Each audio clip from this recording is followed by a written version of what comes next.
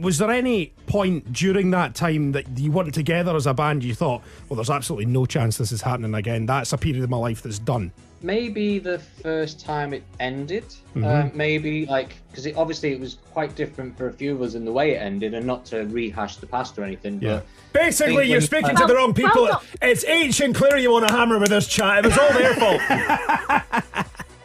Well, yeah, kind of. But, it took me, God, almost, I think it was 6 or 7 years before I actually spoke to H again after all that. It was a long time, and I think the TV show that we did, Steps Reunion, kind of captured the first time I actually met back up with H as well on that TV show. I remember watching it. You had that sit round the table. I watched it with my missus and we're like, oh, so good. Faye, you were the worst.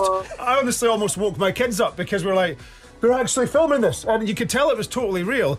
But obviously, all worked out, you could say that. And what I love about Steps being on tour, and I was at your last show when it was in Glasgow, and the Venga Boys who were on, who, by the way, what a genius booking. It's the first time I've ever been at a gig and there's a full house during the warm-up. This is like a proper Smash Hits poll winners party we've got going down here, right?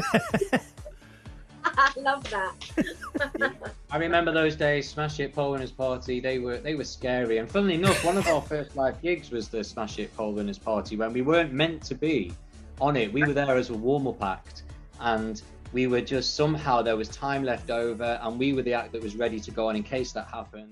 They put us on, and we ended up getting one of the best slots somewhere around Celine Dion and Backstreet Boys, I think it was. and we were like, I told you it was amazing.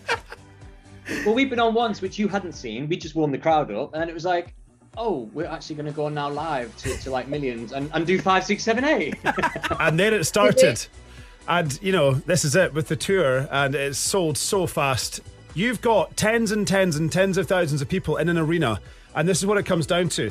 They are all, and I've seen this with people I know, just loving the songs that take them back to the happiest times in their life, and that's a